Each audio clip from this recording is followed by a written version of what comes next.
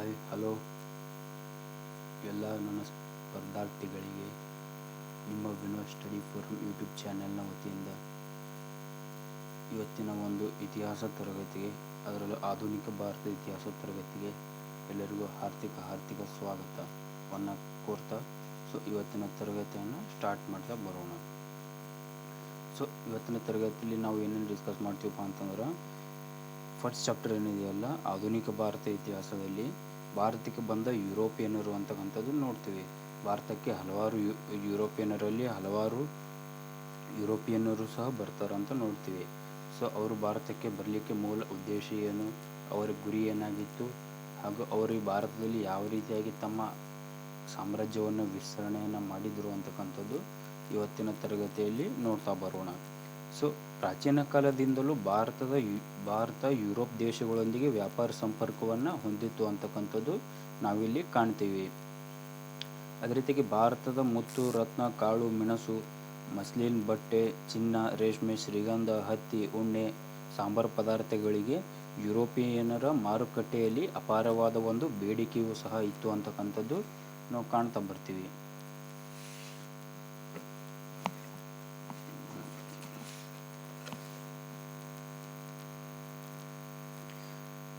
ಈ ಲಾಭದಾಯಕ ವ್ಯಾಪಾರಕ್ಕೆ ಕಾನ್ಸ್ಟಾಂಟಿನೋಪಲ್ ನಗರವು ಹೆಬ್ಬಾಗಿಲಾಗಿತ್ತು ಅಂತಕ್ಕಂಥದ್ದು ನೋಡ್ತೀವಿ. ಕಾನ್ಸ್ಟಾಂಟಿನೋಪಲ್ನ ಹಿಂದಿನ ಹೆಸರು ಏನಪ್ಪ ಅಂತಂದ್ರೆ ಬೈಜಾಂಟಿನ್ ಅಂತಕ್ಕಂಥದ್ದು ನೋಡ್ತೀವಿ. ಕಾನ್ಸ್ಟಾಂಟಿನೋಪಲ್ನ ಹಿಂದಿನ ಒಂದು ಹೆಸರು ಏನಾಗಿತ್ತಪ್ಪ ಅಂತಂದ್ರೆ ಬೈಜಾಂಟಿಯನ್ ಆಗಿತ್ತು ಅಂತಕ್ಕಂಥದ್ದು ನೋಡ್ತೀವಿ. ಆದರೆ ಕಾನ್ಸ್ಟಾಂಟಿನೋಪಲ್ನ ಹಿಂದಿನ ಹೆಸರು ಏನಪ್ಪ ಅಂತಂದ್ರೆ ಇಸ್ತಾಂಬುಲ್ ಆಗಿದೆ ಅಂತಕ್ಕಂಥದ್ದು ನಾವು ನೋಡ್ತಾ ಬರ್ತೀವಿ.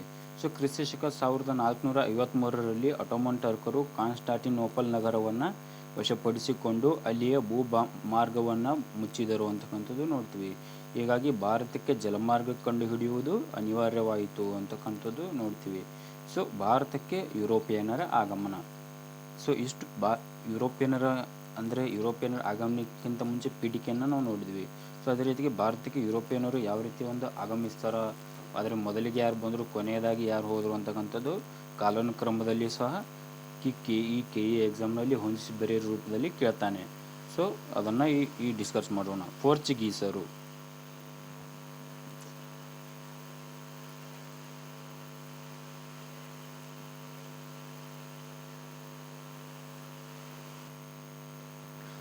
ಭಾರತಕ್ಕೆ ಮೊದಲು ಬಂದ ಯುರೋಪಿಯನ್ನರಲ್ಲಿ ಪೋರ್ಚುಗೀಸರು ಮೊದಲಿಗರು ಆಗಿರ್ತಾರೆ ಅಂತ ನೋಡಿದ್ವಿ.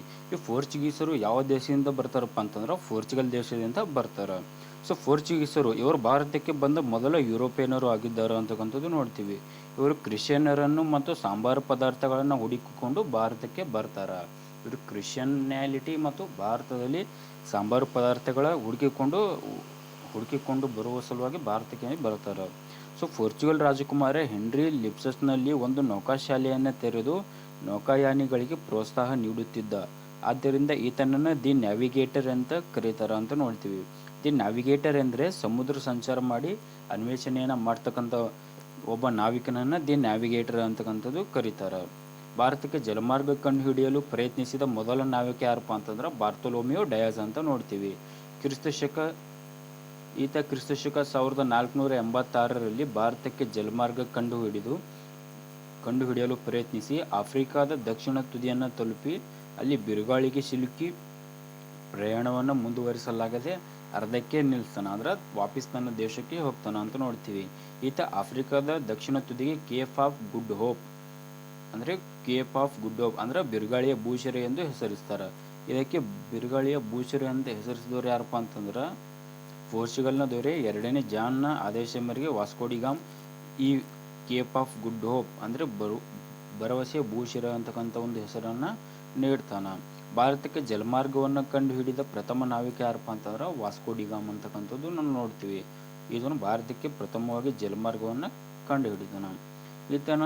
ಈತ ರಾಜ ಇಮ್ಯಾನ್ಯುಯಲ್ನಿಂದ ಪಡೆದ 4 ಹಡಗು 118 ಜನ ನಾವಿಕರೊಂದಿಗೆ 1497 ಜುಲೈ 8ರಂದು ಲಿಪ್ಸನ್ನಿಂದ ಪ್ರಯಾಣವನ್ನು ಆರಂಭಿಸಿ ದಕ್ಷಿಣ ಆಫ್ರಿಕಾ ತುದಿಯನ್ನು ತಲುಪಿ ಅಲ್ಲಿ ಗುಜರಾತ್ ನಾವಿಕ ಅಬ್ದುಲ್ ಮಜೀದ್ನ ಸಹಾಯದಿಂದ 1498 ಮೇ 17ರಂದು ಕೇರಳದ ಕಲ್ಲಿಕೋಟೆ ಅಥವಾ ಕ್ಯಾಲಿಕಟ್ ಸಮೀಪದ ಕಪ್ಪಾಡಕ್ಕೆ ಬಂದು ತಲುಪ್ತಾನ. ಕಲ್ಲಿಕೋಟೆ ದೊರೆ ಯಾರಿಗಿರ್ತಾರಪ್ಪ ಅಂತಂದ್ರೆ ಜಾಮೋರಿಯನ್ ಆಗಿರ್ತಾನೆ. ಈ ಜಾಮೋರಿಯನ್ ಈತನನ್ನು ಆಧಾರದಿಂದ ಬರಮಾಡಿಕೊಂಡು ಹಲವಾರು ವ್ಯಾಪಾರ ಸವಲತ್ತುಗಳನ್ನು ಈ ವಾಸ್ಕೋಡಿ ಗಾಮನಿಗೆ ಜಾಮೋರಿಯನನು ಹಲವಾರು ಸವಲತ್ತುಗಳನ್ನು ನೀಡ್ತಾ ಬರ್ತಾನೆ. ಈತ 1524ರಲ್ಲಿ ಗವರ್ನರ್ ಆಗಿ ಬಂದನು.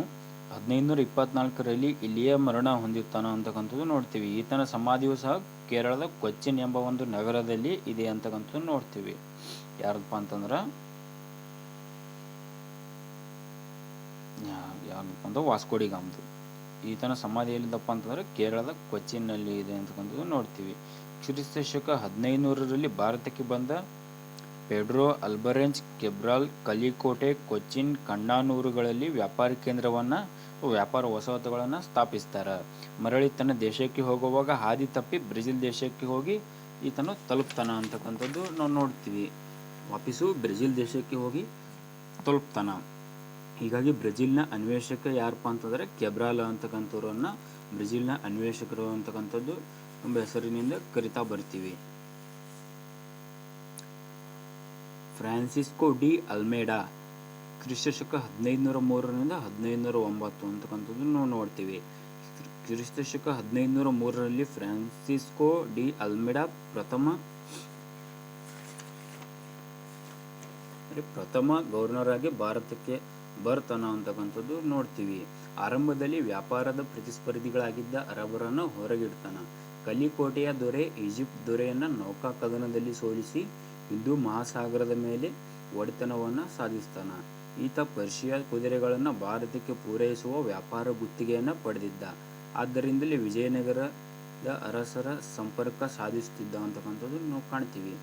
ಈತನಿಗೆ ಭಾರತದಲ್ಲಿ ಪೋರ್ಚುಗೀಸ್ ಸಾಮ್ರಾಜ್ಯ ಸ್ಥಾಪಿಸುವ ಉದ್ದೇಶವಿರಲಿಲ್ಲ, ಆದರೆ ವ್ಯಾಪಾರಕ್ಕಾಗಿ ಸಮುದ್ರದ ಮೇಲೆ ಒಡೆತನ ಸ್ಥಾಪಿಸುವ ಉದ್ದೇಶವಿತ್ತು.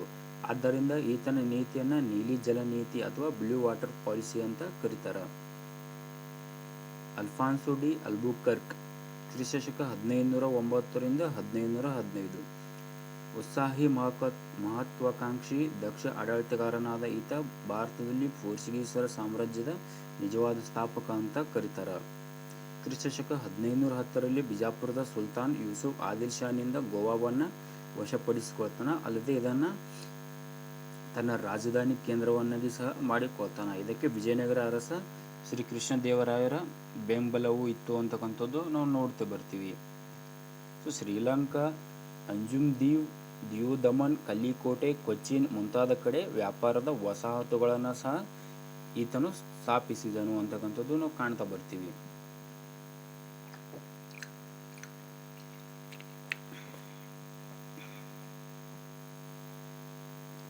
ಆಡಳಿತಕ್ಕಾಗಿ ಪೋರ್ಚುಗೀಸರ ಸಂಖ್ಯೆಯನ್ನು ಹೆಚ್ಚಿಸಲು ಸ್ಥಳೀಯ ಸ್ತ್ರೀಯರೊಂದಿಗೆ ವಿವಾಹ ಸಂಪರ್ಕವನ್ನು ಈತನು ಪ್ರೋತ್ಸಾಹವನ್ನು ಮಾಡ್ತಾನೆ. ಪೋರ್ಚುಗೀಸರ ಏಳಿಗೆಗೆ ಪ್ರಮುಖ ಕಾರಣಗಳು ಅಂದರೆ ಪೋರ್ಚುಗೀಸರು ಭಾರತದಲ್ಲಿ ಏಳಿಗೆ ಆಗಲಿಕ್ಕೆ ಹಲವಾರು ಕಾರಣಗಳನ್ನು ನಾವು ಕಾಣ್ತಾ ಬರ್ತೀವಿ. ಸೊ ಫಸ್ಟ್ ಒಂದು ಬರ್ತಕ್ಕಂಥದ್ದು, ಭಾರತದಲ್ಲಿ ಪ್ರಬಲ ಪೈಪೋಟಿ ಒಡ್ಡುವ ವಿದೇಶಿಯರು ಇರಲಿಲ್ಲ ಅಂತಕ್ಕಂಥದ್ದು ನೋಡ್ತೀವಿ. ಈ ಪೋರ್ಚುಗೀಸರು ಏನು ಬರ್ತಾರಲ್ಲ, ಇದರಲ್ಲಿ ಯುರೋಪಿಯನ್ನರು ಬಂದಿರ್ತಾರಲ್ಲ, ಅದರಲ್ಲಿ ಮೊದಲ ಬಾರಿಗೆ ಬಂದವರು ಪೋರ್ಚುಗೀಸರು. ಸೊ ಹಾಗಾಗಿ ಅವರಿಗೆ ಯಾವುದೇ ರೀತಿಯಾದ ವಿದೇಶಿ ಪೈಪೋಟಿ ಒಡ್ಡುವ ವಿದೇಶಿಯರು ಇರಲಿಲ್ಲ ಅಂತಕ್ಕಂಥದ್ದು ನೋಡ್ತೀವಿ. ಇವರಿಗೆ ಇದ್ದ ನೌಕಾಬಲ ಸಾಮರ್ಥ್ಯ ಇತರರಿಗೆ ಇರಲಿಲ್ಲ. ಅಂದರೆ ಈ ಪೋರ್ಚುಗೀಸ್ಗೆ ಇದ್ದಂಥ ಒಂದು ನೌಕಾಬಲ ಇದೇನಿದೆ ಅಲ್ಲ, ಇದರಲ್ಲಿ ಸ್ಥಳೀಯ ರಾಜರಿಗೂ ಆಗಿರ್ಬೋದು ಅಥವಾ ಇತರ ವಿದೇಶಿಯರಿಗೂ ಇಷ್ಟು ಒಂದು ಬಲ ಇರಲಿಲ್ಲ ಅಂತಕ್ಕಂಥದ್ದು ನಾವು ಕಾಣ್ತೀವಿ. ಗೋವಾ ಗೆಲುವು ಸಾಮ್ರಾಜ್ಯ ವಿಸ್ತರಣೆಗೆ ಕಾರಣವಾಯಿತು. ಈ ಗೋವಾ ಗೆಲುವನ್ನು ಏನು ನೋಡಿದ್ವಲ್ಲ ನಾವು, ಕ್ರಿಸ್ತಶಕ 510ರಲ್ಲಿ ಬಿಜಾಪುರದ ಸುಲ್ತಾನ್ ಯಾರಾಗಿರ್ತಾರೋ ಯೂಸುಫ್ ಆದಿಲ್ ಶಾನಿಂದ ಗೋವಾವನ್ನು ಯಾರು ವಶಪಡಿಸ್ಕೊಳ್ತಾರಪ್ಪ ಅಂತಂದ್ರೆ ಅಲ್ಫಾನೋ ಡಿ ಅಲ್ಬುಕರ್ಕ್ ಅಂತ ಒಬ್ಬ ಬ್ರಿಟಿಷ್ ಯುರೋಪ್ ಪೋರ್ಚುಗೀಸ್ನ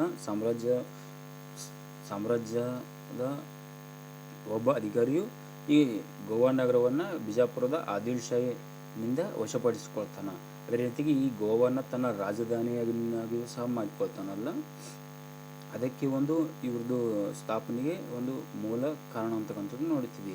ಕಲ್ಲಿಕೋಟೆ ಮತ್ತು ಕೊಚ್ಚಿನ್ ರಾಜರುಗಳ ಒಳಜಗಳ ಇವರಿಗೆ ಅನುಕೂಲವಾಯಿತು. ಕಲ್ಲಿಕೋಟೆ ಮತ್ತು ಕೊಚ್ಚಿನ್ ರಾಜರ ನಡುವೆ ಹಲವಾರು ವೈಮಾನಿಕ ಕಾರಣಗಳು ಇದ್ದವು.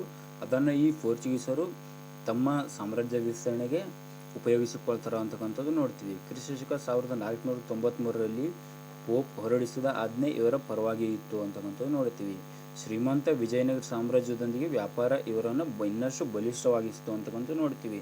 ಸೊ ಭಾರತದ ಇತಿಹಾಸದಲ್ಲಿ ವಿಜಯನಗರ ಸಾಮ್ರಾಜ್ಯ ಒಂದು ಅಪ್ರತಿಮ ಅಂದರೆ ವಿಜಯನಗರ ಸಾಮ್ರಾಜ್ಯ ಒಂದು ಸುವರ್ಣ ಯುಗದ ಒಂದು ಇತಿಹಾಸ ಅಂತಕ್ಕಂಥದ್ದು ನಾವು ನೋಡ್ತೀವಿ. ಸೊ ಈ ಒಂದು ಸಾಮ್ರಾಜ್ಯದ ವ್ಯಾಪಾರ ಯಾರು ಮಾಡ್ತಾರಪ್ಪ ಅಂತಂದ್ರೆ ಪೋರ್ಚುಗೀಸರು ಮಾಡ್ತಾರೆ. ಸೊ ಹಾಗಾಗಿ ಇನ್ನಷ್ಟು ಬಲಿಷ್ಠ ಆಗ್ತು ಅಂತಕ್ಕಂಥ ನೋಡ್ತೀವಿ. ಪೋರ್ಚುಗೀಸರ ಏಳಿಗೆಗೆ ಇನ್ನಷ್ಟು ಬಲಿಷ್ಠವಾದ ಒಂದು ಅಂಶವೂ ಸಹ ಇದರಲ್ಲಿ ಕಂಡು ಬರ್ತದೆ. ಸೊ ಭಾರತದಲ್ಲಿ ಪೋರ್ಚುಗೀಸರ ವ್ಯಾಪಾರ ಕೇಂದ್ರಗಳು ಅಂತಕ್ಕಂಥದ್ದು ನೋಡ್ತೀವಿ. ಸೊ ಭಾರತದಲ್ಲಿ ಪೋರ್ಚುಗೀಸರ ವ್ಯಾಪಾರ ಕೇಂದ್ರಗಳು ಯಾವ ಆಗಿದ್ದಪ್ಪ ಅಂತಂದ್ರೆ ಬೆಸಿನ್, ಸಲಾಲ್ಟ್, ದಿಯೋ ಆಗಿರ್ಬೋದು, ದಮನ್ ಆಗಿರ್ಬೋದು, ಗೋವಾ ಆಗಿರ್ಬೋದು, ಜೊತೆಗೆ ಕಲ್ಲಿಕೋಟೆ, ಕಣ್ಣನೂರು, ಕೊಚ್ಚಿನ್ ಇವು ಒಂದು ಪ್ರಮುಖ ಏನು ಸ್ಥಳಗಳದಾವಲ್ಲ ಇವು ಭಾರತದಲ್ಲಿ ಪೋರ್ಚುಗೀಸರ ಪ್ರಮುಖ ವ್ಯಾಪಾರ ಕೇಂದ್ರಗಳಾಗಿದ್ದವು ಅಂತಕ್ಕಂಥದ್ದು ನೋಡ್ತೀವಿ. ಸೊ ಪೋರ್ಚುಗೀಸರ ಅವನತಿಗೆ ಕಾರಣ, ಅದೇ ರೀತಿಯಾಗಿ ಪೋರ್ಚುಗೀಸರು ಯಾವ ರೀತಿಯಾಗಿ ಏಳಿಗೆಯನ್ನು ಹೊಂದಿದ್ದರು ಅಂತ ನೋಡಿದಿವಲ್ಲ, ಅದೇ ರೀತಿಯಾಗಿ ಪೋರ್ಚುಗೀಸರ ಅವನತಿಗೆ ಹಲವಾರು ಕಾರಣಗಳನ್ನು ಸಹ ಇಲ್ಲಿ ನೀಡ್ತಾ ಬರ್ತಾರೆ.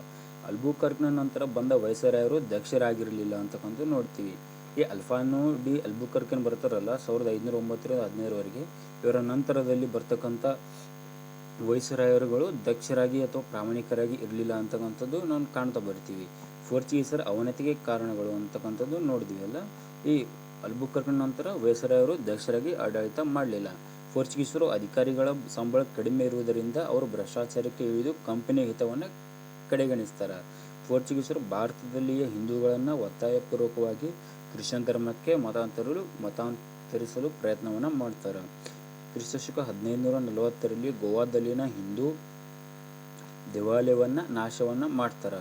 ಶ್ರೀಮಂತ ವ್ಯಾಪಾರ ಕೇಂದ್ರವಾದ ವಿಜಯನಗರ ಕ್ರಿಸ್ತಶಕ 1565ರಲ್ಲಿ ತಾಲಿಕೋಟೆ ಕದನದಲ್ಲಿ ಸೋಲನ್ನು ಒಂದು ಅನುಭವಿಸ್ತಾರೆ ಅಂತಕ್ಕಂಥದ್ದು ನೋಡ್ತೀವಿ.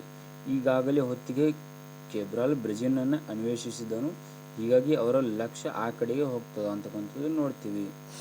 ಡಚ್ಚರು ಇಂಗ್ಲೀಷರು ಭಾರತಕ್ಕೆ ಬಂದ ಮೇಲೆ ಇವರ ದುರ್ಬಲರಾದರು ಅಂತಕ್ಕಂಥದ್ದು ನೋಡ್ತೀವಿ.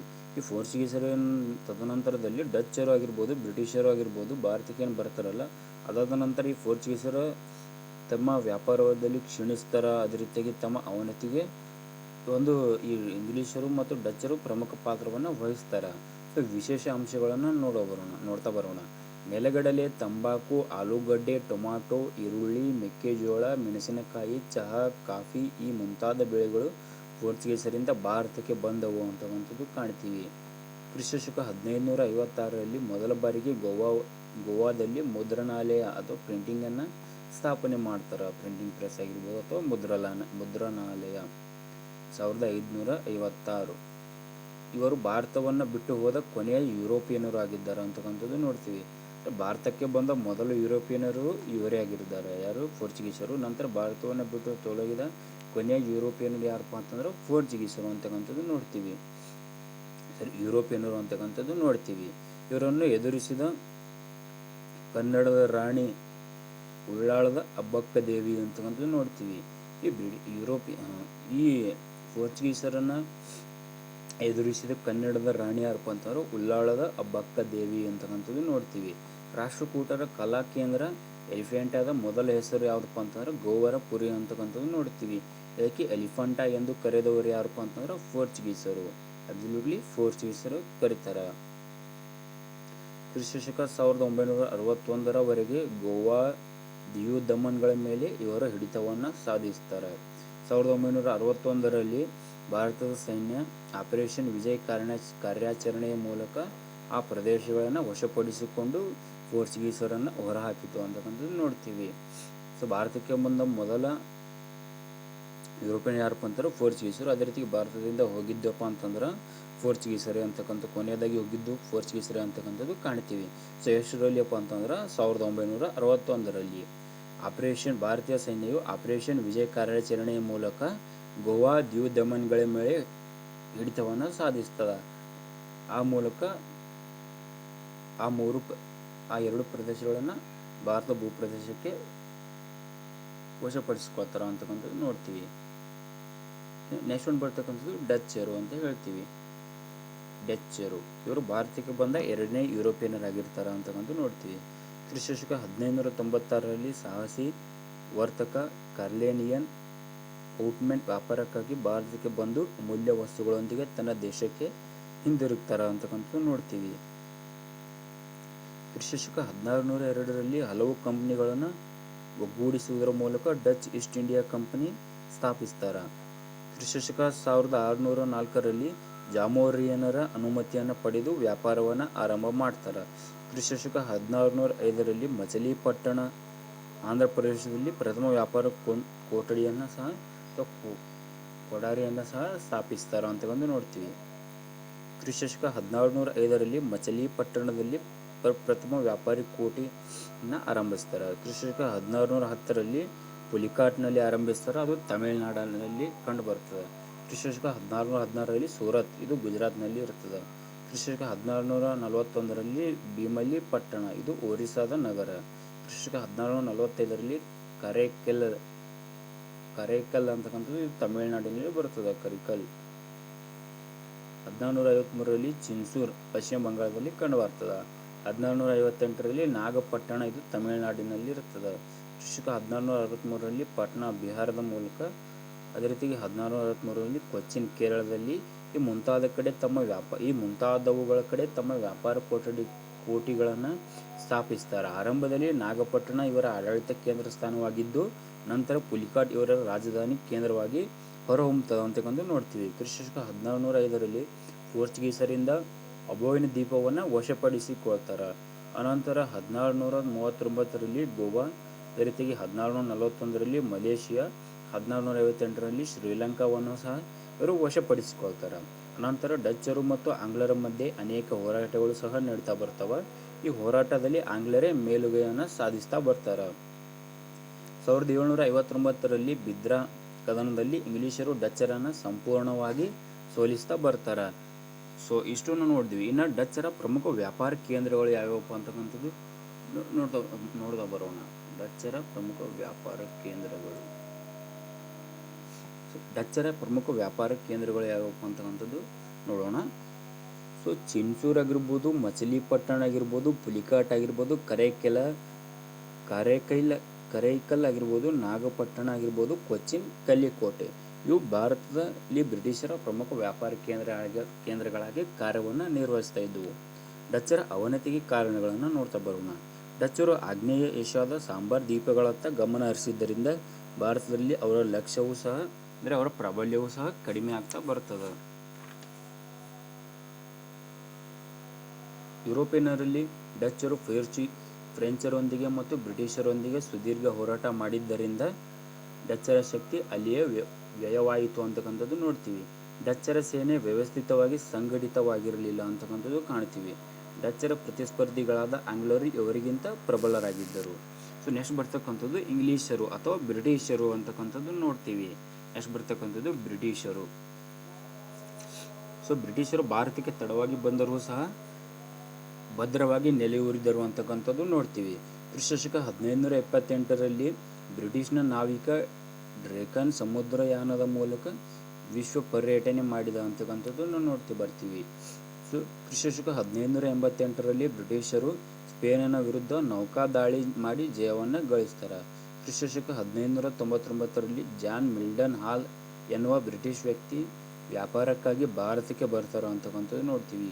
ಈ ಎಲ್ಲ ಅಂಶಗಳನ್ನು ಬ್ರಿಟಿಷರು ಭಾರತದೊಂದಿಗೆ ವ್ಯಾಪಾರ ಮಾಡಲು ಗಮನ ಹರಿಸುವಂತಾಯಿತು ಅಂತಕ್ಕಂಥದ್ದು ನಾವು ಕಾಣ್ತೀವಿ. ಕ್ರಿಸ್ತಶಕ 1600ರಲ್ಲಿ ಬ್ರಿಟಿಷ್ ಈಸ್ಟ್ ಇಂಡಿಯಾ ಕಂಪನಿಯನ್ನು ಸ್ಥಾಪಿಸ್ತಾರೆ. ಇದರಲ್ಲಿ 125 ಜನ ವರ್ತಕರು 75,000 ಪೌಂಡ್ ಬಂಡವಾಳದೊಂದಿಗೆ ಈ ಬ್ರಿಟಿಷ್ ಈಸ್ಟ್ ಇಂಡಿಯಾ ಕಂಪನಿಯನ್ನು ಭಾರತದಲ್ಲಿ 1600ರಲ್ಲಿ ಸ್ಥಾಪಿಸ್ತಾರೆ ಅಂತಕ್ಕಂಥದ್ದು ನೋಡ್ತೀವಿ.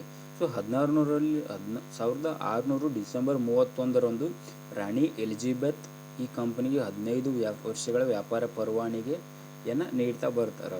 ಕ್ರಿಸ್ತಶಕ 1608ರಲ್ಲಿ ಕ್ಯಾಪ್ಟನ್ ಹ್ಯಾಕಿನ್ಸ್ ಕಂಪನಿಯ ರಾಯಭಾರಿಯಾಗಿ ವ್ಯಾಪಾರ ರಿಯಾಯಿತಿಗಳನ್ನು ಪಡೆಯಲು ಮೊಘಲ ದೊರೆ ಜಹಾಂಗೀರ್ನ ಆಸ್ಥಾನಕ್ಕೆ ಬರ್ತಾನೆ. ಪೋರ್ಚುಗೀಸರ ಪ್ರಭಾವದಿಂದ ಅದು ಅಸಾಧ್ಯವಾಗಿಯೂ ಉಳಿಯಿತು ಅಂತಕ್ಕಂಥದ್ದು ಕಾಣ್ತೀವಿ. 1612ರಲ್ಲಿ ಸೂರತ್ ಬಳಿಯ ಸಾಲ್ವಿ ಕದನದಲ್ಲಿ ಪೋರ್ಚುಗೀಸರನ್ನು ಸೋಲಿಸಿದಾಗ ಅದರಿಂದ ಪ್ರೇರೇಪಿತನಾದ ಜಹಾಂಗೀರ್ ವ್ಯಾಪಾರ ಮಾಡಲು ಅನುಮತಿಯನ್ನು ಸಹ ನೀಡ್ತಾ ಬರ್ತಾರೆ. 1615ರಲ್ಲಿ ಸರ್ ಥಾಮಸ್ ರೋ ಬ್ರಿಟನ್ನ ದೊರೆ 1ನೇ ಜೇಮ್ಸ್ನ ರಾಯಭಾರಿಯಾಗಿ ಮೊಘಲ್ ದೊರೆ ಜಹಾಂಗೀರ್ನ ಆಸ್ಥಾನಕ್ಕೆ ಬಂದು 1618ರವರೆಗೆ ಅಲ್ಲಿಯೇ ಇದು ಜಹಾಂಗೀರ್ನ ಪ್ರೀತಿ ವಿಶ್ವಾಸವನ್ನು ಗಳಿಸಿ ಹಲವಾರು ವ್ಯಾಪಾರ ರಿಯಾಯಿತಿಗಳನ್ನು ಸಹ ಈತನು ಪಡೆತನ ಅಂತಕ್ಕಂಥದ್ದು ನಾವು ನೋಡ್ತೀವಿ. ನೆಕ್ಸ್ಟ್ ಬರ್ತಕ್ಕಂಥದ್ದು, ಇದರಿಂದಾಗಿ ಆಗ್ರಾ, ಅಹಮದಾಬಾದ್, ಬ್ರೋಚ್, ಬರೋಡಾದಲ್ಲಿ ವ್ಯಾಪಾರ ವಸಾಹತುಗಳನ್ನು ಸಹ ಸ್ಥಾಪಿಸ್ತಾರೆ. ನೆಕ್ಸ್ಟ್ ಬರ್ತಕ್ಕಂಥದ್ದು ಮದ್ರಾಸ್ ಸ್ಥಾಪನೆ 1639. ಆಂಗ್ಲ ಅಧಿಕಾರಿ ಅಥವಾ ಬ್ರಿಟಿಷ್ ಅಧಿಕಾರಿಯಾಗಿದ್ದ ಫ್ರಾನ್ಸಿಸ್ ಡೇ ಆಧುನಿಕ ಮದ್ರಾಸ್ನಲ್ಲಿ ನಿವೇಶನವೊಂದನ್ನು ಖರೀದಿಸಿ ಅಲ್ಲಿ ಸೇಂಟ್ ಜಾರ್ಜ್ ಎಂಬ ಕೋಟೆಯನ್ನು ಕಟ್ಟಿ ಅದರೊಳಗೆ ಉಗ್ರಾಣಗಳನ್ನು ಸ್ಥಾಪಿಸಿ ಈ ಕೋಟೆಯ ಸುತ್ತ ಮದ್ರಾಸ್ ನಗರವನ್ನು ಬೆಳೆಸ್ತಾ ಬರ್ತಾರೆ. ಮದ್ರಾಸ್ ನಗರದ ನಿರ್ಮಾಪಕ ಯಾರಪ್ಪ ಅಂತಂದ್ರೆ ಫ್ರಾನ್ಸಿಸ್ ಡೇ ಅಂತ ಕರಿತೀವಿ. ಇದು ಭಾರತದಲ್ಲಿ ಬ್ರಿಟಿಷ್ ಕಂಪನಿಯ ಒಡೆತನಕ್ಕೆ ಒಳಪಟ್ಟ ಮೊದಲ ಭೂಮಿ ಅಂತಕ್ಕಂಥದ್ದು ನೋಡ್ತೀವಿ. ಬಾಂಬೆ ಕಂಪನಿಯ ಕೈವಶ ಅಂತ ನೋಡ್ತೀವಿ. ಇದು 1668. ಕ್ರಿಸ್ತಶಕ 1661ರಲ್ಲಿ ಬ್ರಿಟನ್ನ ದೊರೆ 2ನೇ ಜಾರ್ಲ್ಸ್ನಿಗೆ ಪೋರ್ಚುಗೀಸ್ ರಾಜಕುಮಾರಿ ಕ್ಯಾಥರಿನ್ ಆಫ್ ಬ್ರಿಂಗಮ್ಗಳನ್ನು ಮದುವೆ ಮಾಡಿಕೊಟ್ಟಾಗ ಪೋರ್ಚುಗೀಸರು ಮುಂಬಯಿಯನ್ನು ವರದಕ್ಷಿಣೆಯಾಗಿ ನೀಡ್ತಾರೆ. ಕ್ರಿಸ್ತಶಕ 1668ರಲ್ಲಿ ದೊರೆ 2ನೇ ಚಾರ್ಲ್ಸ್ ವಾರ್ಷಿಕ 10 ಪೌಂಡ್ ಬಾಡಿಗೆಯಂತೆ ಮುಂಬಯಿಯನ್ನು ಕಂಪನಿಗೆ ನೀಡಿದ. ಆರಂಭದಲ್ಲಿ ಮೀನುಗಾರರಿಂದ ಕೂಡಿದ ಸಣ್ಣ ಹಳ್ಳಿಯಾದ ಬಾಂಬೆ ಕಂಪನಿಯು ಕೈವಶವಾದ ಮೇಲೆ ದೊಡ್ಡ ನಗರಗಳಾಗಿ ಬೆಳೆಯುತ್ತದೆ ಅಂತಕ್ಕಂಥದ್ದು ನೋಡ್ತೀವಿ. ಕ್ರಿಸ್ತಶಕ 1720ರಲ್ಲಿ ಇಲ್ಲಿಯೂ ಉಗ್ರಾಣಗಳನ್ನು ಕಟ್ಟಲಾಗ್ತದೆ. ಯಾವ ರೀತಿಯಾಗಿ ಮದ್ರಾಸ್ನಲ್ಲಿ ಏನು ಉಗ್ರಾಣಗಳನ್ನು ಕಟ್ಟಲಾಗ್ತದಲ್ಲ, ಸೊ ಅದೇ ರೀತಿಯಾಗಿ ಭಾರತದ ಮುಂಬೈ ನಗರದಲ್ಲಿಯೂ ಸಹ ಈ ಉಗ್ರಾಣಗಳನ್ನು 1720ರಲ್ಲಿ ಈ ಬ್ರಿಟಿಷರು ಅಥವಾ ಇಂಗ್ಲೀಷರು ಉಗ್ರಾಣವನ್ನು ಕಟ್ತಾರ ಅಂತಕ್ಕಂಥ ನೋಡ್ತೀವಿ. ಸೊ ಮುಂಬಯಿಯ ಪ್ರಥಮ ಬ್ರಿಟಿಷ್ ಅಧಿಕಾರಿ ಯಾರಪ್ಪ ಅಂತಂದ್ರೆ ಜೆರಾಲ್ಡ್ ಅಂಗಿಯಾರಸ್ ಅಂತಕ್ಕಂಥವ್ರು. ಇವರು ಮುಂಬಯಿಯ ಪ್ರಥಮ ಬ್ರಿಟಿಷ್ ಅಧಿಕಾರಿಯಾಗಿರ್ತಾರೆ. ನೆಕ್ಸ್ಟ್ ಬರ್ತಕ್ಕಂಥದ್ದು ಕಲ್ಕತ್ತಾ ನಗರ ಸ್ಥಾಪನೆ ಕ್ರಿಸ್ತಶಕ 1696ರಿಂದ 1698. 1696ರಲ್ಲಿ ಹುಗ್ಲಿ ನದಿ ತೀರದಲ್ಲಿ ಸೊನತಿ, ಗೋವಿಂದಪುರ, ಕ್ಯಾಲಿಕಟ್ ಈ 3 ಹಳ್ಳಿಗಳ ಸುತ್ತ ಜಾಬ್ ಬರ್ಚಾಕ್ ಎನ್ನುವ ವ್ಯಕ್ತಿ ಒಂದು ಕೋಟೆಯನ್ನು ಕಟ್ಟಿಸಿದ. ಅದೇ ಫೋರ್ಟ್ ವಿಲಿಯಂ ಕೋಟೆ ಅಂತಕ್ಕಂಥದ್ದು ನೋಡ್ತೀವಿ. ಈ ಕೋಟೆಯ ಸುತ್ತ ಕಲ್ಕತ್ತಾ ನಗರವು ಸಹ ಮುಂದೆ ಕ್ರಮೇಣವಾಗಿ ಬೆಳೀತಾ ಬರ್ತಕ್ಕಂಥದ್ದು ನಾವು ನೋಡ್ತೀವಿ. ಜಾಬ್ ಬರ್ನಾರ್ಡ್ನನ್ನು ಕಲ್ಕತ್ತಾ ನಗರದ ನಿರ್ಮಾಪಕ ಎಂದು ಸಹ ಕರೀತಾರೆ. ಅಲ್ಲದೆ 1911ರವರೆಗೆ ಬ್ರಿಟಿಷ್ ಭಾರತದ ರಾಜಧಾನಿಯಾಗಿಯೂ ಈ ಕೇಂದ್ರವು ಆಡಳಿತವನ್ನು ನಡೆಸ್ತದೆ ಅಂತಕ್ಕಂಥ ನೋಡ್ತೀವಿ. ಅಂದ್ರೆ 1911ರವರೆಗೆ ಬ್ರಿಟಿಷ್ ಭಾರತದ ರಾಜಧಾನಿಯಾಗಿ ಈ ಕಲ್ಕತ್ತಾ ನಗರವು ಹಲವಾರು ಅಧಿಕಾರಿಗಳೊಂದಿಗೆ ಬ್ರಿಟಿಷ್ ಭಾರತದ ರಾಜಧಾನಿ ಕೇಂದ್ರವಾಗಿ ಕಾರ್ಯವನ್ನು ನಿರ್ವಹಿಸುತ್ತಿತ್ತು. ಸೊ ಬ್ರಿಟಿಷ್ ವ್ಯಾಪಾರಿ ಕೇಂದ್ರಗಳು ಅಂತಕ್ಕಂಥದ್ದು ನೋಡ್ತೀವಿ. ಸೊ ಭಾರತದಲ್ಲಿ ಬ್ರಿಟಿಷ್ ವ್ಯಾಪಾರದ ಕೇಂದ್ರಗಳು ನೋಡೋದಾದರೆ ಫಸ್ಟ್ ಬರ್ತಕ್ಕಂಥದ್ದು ಆಗ್ರಾ, ಭೋಜ್, ಸೂರತ್, ಮುಂಬೈ, ಕಣ್ಣನೂರು, ಸೇಂಟ್ ಥೋಮ್, ಮದ್ರಾಸ್, ಮಚಲಿಪಟ್ಟಣ, ವಿಶಾಖಪಟ್ಟಣ, ಕಲ್ಕತ್ತಾ, ಪಾಟ್ನಾ, ಢಾಕಾ ಹೀಗೆ ಮುಂತಾದ ಪ್ರದೇಶಗಳು ಭಾರತದಲ್ಲಿ ಬ್ರಿಟಿಷ್ ವ್ಯಾಪಾರದ ಪ್ರಮುಖ ಕೇಂದ್ರಗಳಾಗಿ ಕಾರ್ಯನಿರ್ವಹಿಸುತ್ತಿದ್ದವು. ಜಾನ್ ಸರ್ಮನ್ ನಿಯೋಗ ಅಂತಕ್ಕಂಥದ್ದು ನೋಡ್ತೀವಿ. ಇದು ಕ್ರಿಸ್ತಶಕ 1715ರಲ್ಲಿ ಜಾರಿಗೆ ಅಥವಾ ಅಸ್ತಿತ್ವಕ್ಕೆ ಬರ್ತದೆ. 1707ರಲ್ಲಿ ಔರಂಗಜೇಬ ಸತ್ತ ನಂತರ ಮೊಘಲರ ಆಡಳಿತ ಕುಸಿಯತೊಡಗಿತು ಅಂತಕ್ಕಂಥದ್ದು ನೋಡ್ತೀವಿ. ಇನ್ನು 1715ರಲ್ಲಿ ಜಾನ್ ಸರ್ಮನ್ ನೇತೃತ್ವದಲ್ಲಿ ನಿಯೋಗವೊಂದನ್ನು ಭಾರತಕ್ಕೆ ಕಳುಹಿಸ್ತಾರೆ. ಈ ನಿಯೋಗದಲ್ಲಿದ್ದ ಖ್ಯಾತ ಶಸ್ತ್ರಚಿಕಿತ್ಸಕ ವೈದ್ಯನಾದ ವಿಲಿಯಂ ಹ್ಯಾಮಿಲ್ಟನ್ ಮೊಘಲ್ ದೊರೆ ಫರೂಖ್ಸಿಯಾರ್ನಿಂದ ರೋಗವನ್ನು ಗುಣಪಡಿಸ್ತಾರೆ ಅಂತಕ್ಕಂಥ ನೋಡ್ತೀವಿ. ಇದರಿಂದಾಗಿ ತೃಪ್ತನಾದ ಫರೂಖ್ಸಿಯಾರ್ ವ್ಯಾಪಾರ ರಿಯಾಯಿತಿಗಳನ್ನೊಳಗೊಂಡ ಒಂದು ಫರ್ಮಾನನ್ನು ಹೊರಡಿಸಿ ಅದನ್ನು 1717ರಲ್ಲಿ ಸ್ವೀಕರಿಸ್ತಾರೆ. ಆ ಆದೇಶದಲ್ಲಿರುವ ಅಂಶಗಳೇನಪ್ಪ ಅಂತಂದ್ರೆ ವಾರ್ಷಿಕವಾಗಿ 3,000 ರು ಕೊಡುವುದರ ಮೂಲಕ ಬಂಗಾಳದಲ್ಲಿ ಸುಂಕರಹಿತ ವ್ಯಾಪಾರ ಮಾಡುವುದು ಇದರ ಮೊದಲ ಉದ್ದೇಶವಾಗಿರ್ತದೆ.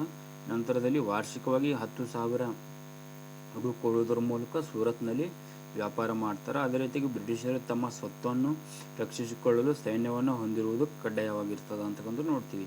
ಅದೇ ರೀತಿಯಾಗಿ ಕಂಪನಿಯ ನೌಕರರು ದೇಶದ ಯಾವುದೇ ಭಾಗದಲ್ಲಿ ವಾಸಿಸಲು ಒಂದು ಅವಕಾಶವನ್ನು ನೀಡ್ತಾನೆ. ಈ ತರಹದ ರಿಯಾಯಿತಿಗಳನ್ನೊಳಗೊಂಡ ದೊರೆಯ ಆದೇಶವನ್ನೇ ಬ್ರಿಟಿಷ್ ಕಂಪನಿಯ ಮ್ಯಾಗ್ನಾ ಕಾರ್ಟಾ ಎಂದು ಇತಿಹಾಸಕಾರ ವರ್ಮೆ ಇತಿಹಾಸಕಾರ ವರ್ಮೆ ಕರೀತಾರ ಅಂತಕ್ಕಂಥದ್ದು ನೋಡ್ತೀವಿ. ನೆಕ್ಸ್ಟ್ ಬರ್ತಕ್ಕಂಥದ್ದು ಡೇನರು. ಕ್ರಿಸ್ತಶಕ 1616ರಲ್ಲಿ ಡೇನ್ ಈಸ್ಟ್ ಇಂಡಿಯಾ ಕಂಪನಿ ಸ್ಥಾಪನೆ ಮಾಡ್ತಾರೆ. ಕ್ರಿಸ್ತಶಕ 1616ರಿಂದಲೇ ಭಾರತದೊಂದಿಗೆ ವ್ಯಾಪಾರವನ್ನು ಪ್ರಾರಂಭ ಮಾಡ್ತಾರೆ. ಇವರ ವ್ಯಾಪಾರ ಕೇಂದ್ರಗಳನ್ನು ಮಚಲಿಪಟ್ಟಣ, ಫೋರ್ಟಿನೋವಾ ಮತ್ತು ಶ್ರೀರಾಂಪುರ್, ರಿಂಕೋಂಬಾರ್ಗಳಲ್ಲಿ ವ್ಯಾಪಾರ ಕೊಠಡಿಗಳನ್ನು ಸ್ಥಾಪಿಸ್ತಾರೆ. ಆದರೆ ಇವರಿಗೆ ಪ್ರಬಲರಾಗಲು ಅವಕಾಶವೂ ಸಹ ದೊರೆಯಲಿಲ್ಲ ಅಂತಕ್ಕಂಥದ್ದು ನೋಡ್ತೀವಿ. ಸೊ ಮೂಲ ಕಾರಣ ಏನಪ್ಪ ಅಂತಂದ್ರೆ ಬ್ರಿಟಿಷರು ಇವರಿಗಿಂತ ಅಂದರೆ ಡೇನರಿಗಿಂತ ಪ್ರಬಲರಾಗಿ ಕಾರ್ಯವನ್ನು ನಿರ್ವಹಿಸ್ತಾರೆ. ಈಗಾಗಲೇ ಭಾರತದಲ್ಲಿ ಕಾರ್ಯವನ್ನು ನಿರ್ವಹಿಸ್ತಾ ಬರ್ತಿರ್ತಾರೆ. ನೆಕ್ಸ್ಟ್ ಬರ್ತಕ್ಕಂಥದ್ದು ಫ್ರೆಂಚರು. ಫ್ರಾನ್ಸಿನ ದೊರೆ 14ನೇ ಲೂಯಿಯ ಅರ್ಥ ಸಚಿವನಾದ